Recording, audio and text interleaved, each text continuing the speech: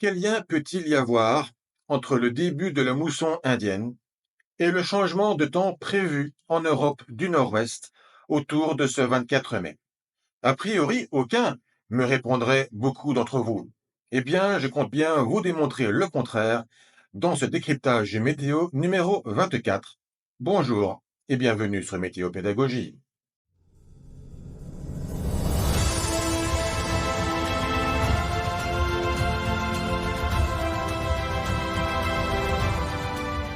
Avant de parler de la mousson indienne en cette année 2025, rappelons-en les principes de base. Pendant le printemps, le continent asiatique se réchauffe plus vite que les mers et cet air chaud est forcé de s'élever. Et donc, vous avez une circulation de sud-ouest qui entre depuis l'océan Indien vers l'intérieur des terres asiatiques. Et on voit ici, on a la légende de progression de cette mousson vers le nord-ouest. Donc, depuis le début juin et même avant, quand vous êtes dans le golfe du Bengale, on va le voir tout de suite. Et cela arrive donc en juillet vers le nord-ouest de l'Inde. Mais durant l'automne, eh bien, c'est donc le système inverse. Vous avez l'Asie qui se refroidit plus vite que la mer, l'air froid est plus lourd, cela forme une haute pression, et donc cette haute pression, eh bien, avec les vents divergents, ramène une mousson, cette fois-ci, de nord-est.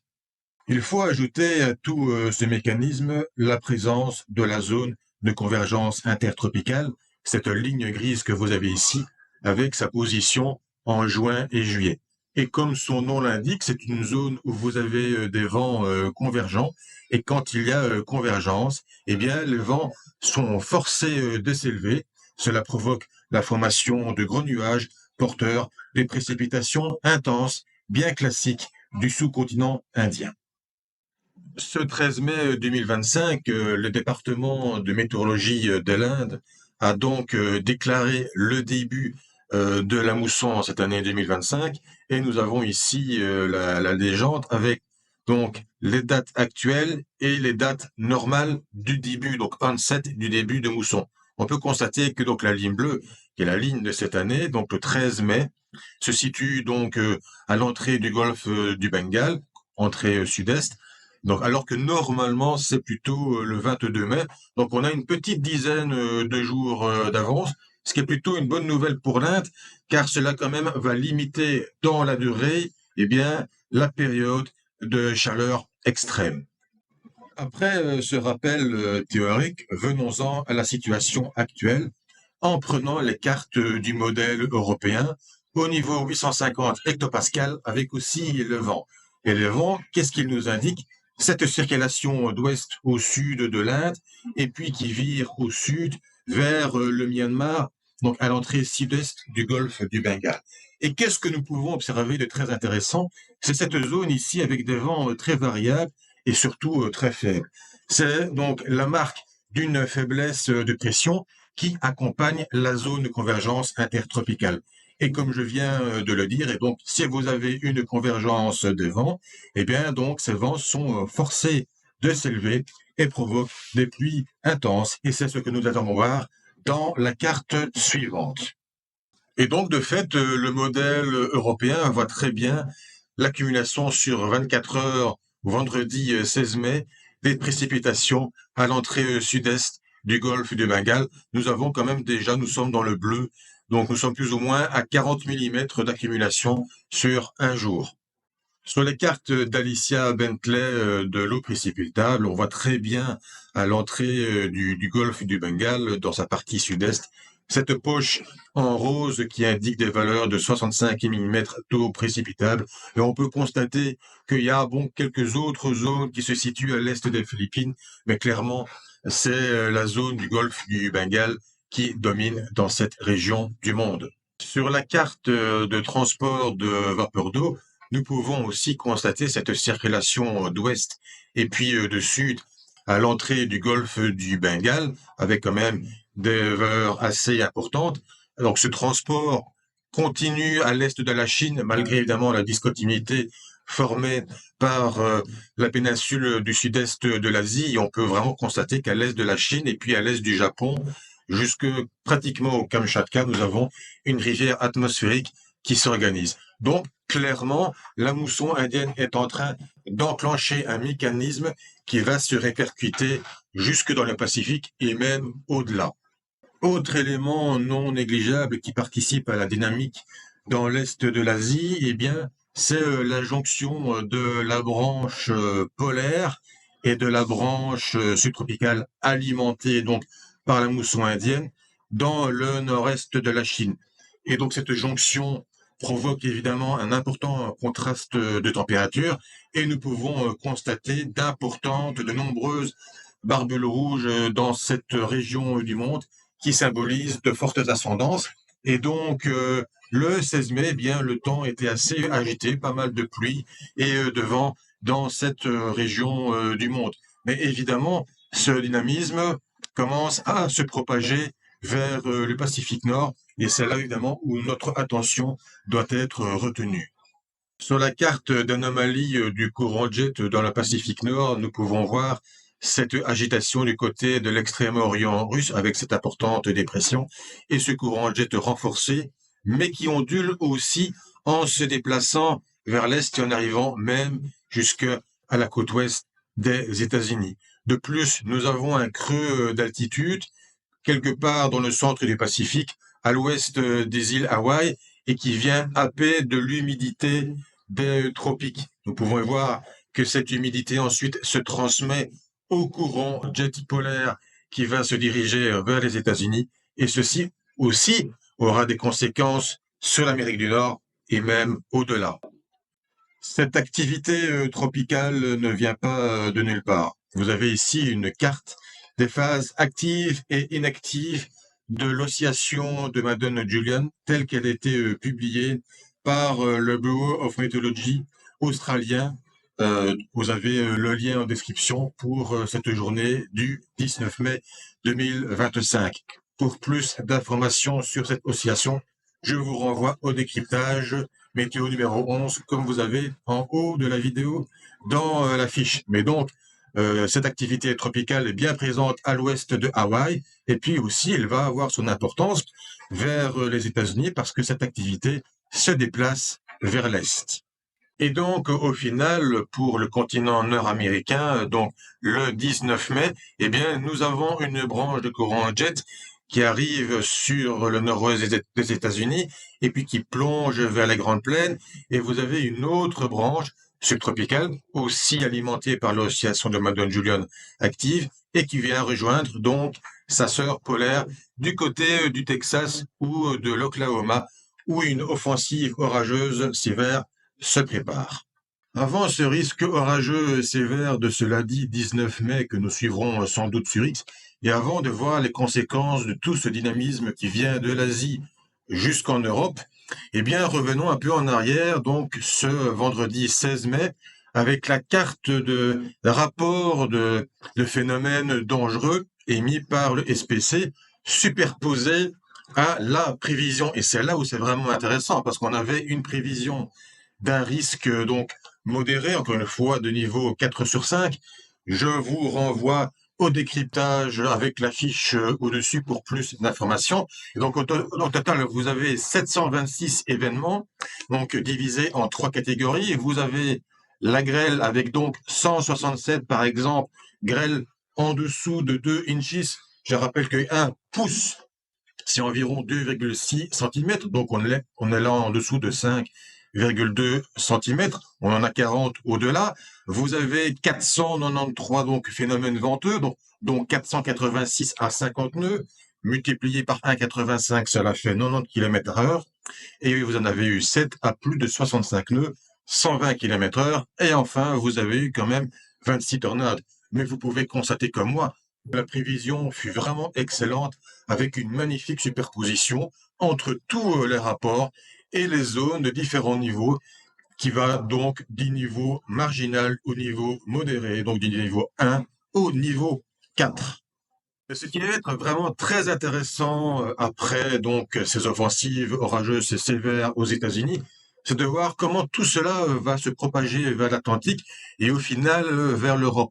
Voici donc l'animation du courant jet qui défile jusqu'au 29 mai et vous allez pouvoir constater que ce courant de jet donc se propage ainsi vers l'est, vers l'Europe, et cela va avoir des conséquences sur les anticyclones nordiques qui vont progressivement être cassés par ce courant de jet légèrement amplifié, mais quand même majoritairement assez rectiligne. Et là, le courant de jet, il va se comporter là aussi comme une rivière, comme je l'ai expliqué. Il y a d'autres décryptages. Encore une fois, l'affiche en dessous, au-dessus, pardon, pour les explications. Eh bien, là, il se comporte comme une rivière qui est face à une pierre. Il va, s'il est suffisamment puissant rectiligne, il va progressivement éroder la pierre, il va éroder l'anticyclone. Et c'est ce que nous allons voir d'ailleurs sur le zoom européen d'une manière très claire.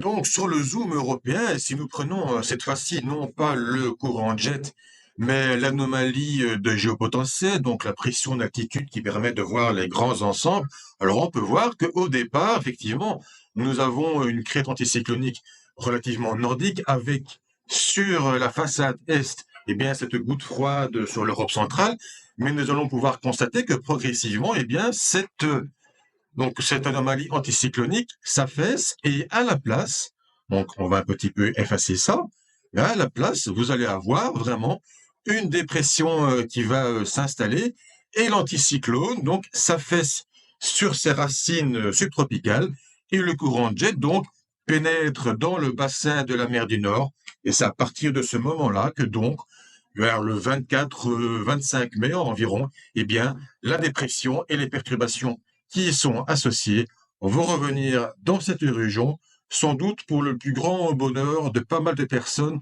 qui attendaient la pluie avec impatience. En tout cas, cette carte de probabilité de cumul de précipitations au-delà de 25 millimètres, cette fois-ci, cette dernière semaine, on était à des probabilités de 10, voire même de 5 millimètres. Là, nous prenons à 25 millimètres. Alors attention, nous prenons donc jusqu'au 30 mai. On aurait aimé aller jusqu'au 31, mais enfin, ça fait quand même une sacrée échéance. Donc, on essaye de voir plus ou moins pour le restant du mois. Et on a effectivement dans des zones généralement jaunes, voire orangées ou rouges, comment dire, dans le bassin du Benelux, donc dans cette zone où il y avait vraiment un manque de précipitations. Le plus intéressant, c'est de constater la direction des précipitations venant de l'Atlantique qui sont les plus intenses. Donc on voit vraiment que nous sommes dans un flux d'ouest-sud-ouest, avec au passage la frange ouest donc de la Grande-Bretagne qui est bien arrosée. On a aussi évidemment l'Irlande, mais elle, c'est assez classique. Donc on voit vraiment qu'on a le retour du flux d'ouest donc pour ces derniers jours du mois de mai. Et donc nous espérons effectivement avoir plusieurs dizaines de millimètres, notamment en Belgique, ce qui me fait dire d'ailleurs que ceux qui prévoient déjà le printemps le plus sec de l'histoire, alors pour l'instant c'est effectivement le cas, mais il manque 7 millimètres pour battre, pour annuler ce record, et donc visiblement, en fonction de sa carte, eh bien le record ne sera effectivement pas battu. Ce qui ne veut pas dire évidemment que le printemps 2025 ne sera pas parmi les plus secs de l'histoire, mais malgré tout, euh, la correction est quand même assez importante. Donc, pour ce qui est des quantités de précipitations de cette période dépressionnaire humide, on a essayé de faire une première projection. Et évidemment, les réglages fins seront importants pour savoir exactement quelle quantité va tomber à tel endroit. Pour ce qui est de la durée, eh bien, regardons un petit peu le diagramme de Hofmöller. Alors, pour ceux qui ne savent pas de quoi on parle, je vous renvoie à un ancien décryptage avec la fiche du dessus pour mieux vous renseigner. Mais donc, vous avez pour le diagramme, comment dire, le méridien de Greenwich que vous avez ici, et donc effectivement, à partir du environ 25 mai, nous avons cette période dépressionnaire qui s'amorce sur l'Europe occidentale. Mais ce que nous pouvons constater, c'est que celle-ci se terminerait déjà le 5 juin. Donc, ce serait environ 10 jours, parce qu'après, on a de nouveau les lignes rouges anticycloniques qui reviennent de manière assez franche, d'ailleurs, avec la quasi-disparition des lignes bleues. Bon, évidemment, à cette échéance-là, C'est un petit peu à préciser évidemment. Les tendances vont s'affiner, mais voir le retour de cette ligne rouge relativement franche, même à une telle échéance, c'est clairement pas une bonne nouvelle. Ce sera évidemment à confirmer et à préciser, mais si cela devait être vraiment la réalité, eh bien, il faudra vraiment que cette période de 10 jours nous apporte, j'ai envie de dire, non pas un minimum, mais un maximum de pluie, parce qu'on ne sait pas ce qu'il peut se passer après, surtout en allant vers l'été et la période la plus chaude de l'année. Et pour aller dans le sens de cette possibilité du 5 juin, eh bien, revenons là où nous avions commencé avec la mousson indienne et cette carte d'Alicia Bentley, donc du modèle GFS le 26 mai. Eh bien, que constate-t-on? Alors, au début du décryptage, on avait montré ce flux de sud avec ce transport de vapeur d'eau, mais celui-ci, d'ici donc au 26 mai, visiblement devrait beaucoup se renforcer. On a même des couleurs assez rouges, voire brunes dans le golfe du Bengale, et qui en plus se déplacent après du côté des Philippines, où on pourrait avoir même la formation d'un cyclone tropical. Et ceci se prolonge avec une certaine discontinuité, mais se prolonge quand même ensuite vers l'est du Japon et vers le nord Pacifique. Et ce transport de vapeur d'eau, ce transport de moiteur, c'est tout un transport de chaleur latente. Et la chaleur latente, c'est le kérosène pour alimenter les anticyclones subtropicaux du côté du Pacifique et même au-delà. Donc, ce transport de vapeur d'eau ne me dit rien qui vaille, a priori.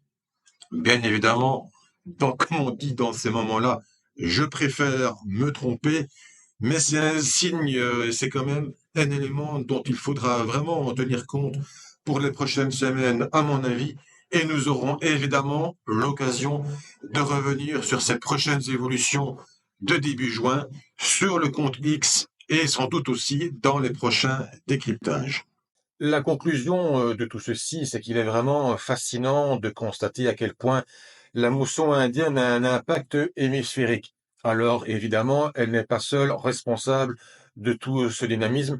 On a pu le voir avec l'oscillation de Madone Julian. Il y a aussi d'autres éléments que je n'ai pas signalés, comme par exemple la fin de l'impact du réchauffement stratosphérique final et d'autres éléments, mais si je devais le faire, eh bien, ce décryptage serait beaucoup trop long. En tout cas, j'espère que vous l'avez apprécié. Si c'est le cas, n'oubliez pas donc d'agir en fonction, donc de mettre des j'aime, de vous abonner, etc. et de nous soutenir si vous avez envie, notamment avec Tipeee. Vous avez tous les liens en description. Je vous donne rendez-vous la semaine prochaine pour le décryptage météo numéro 25. Salut!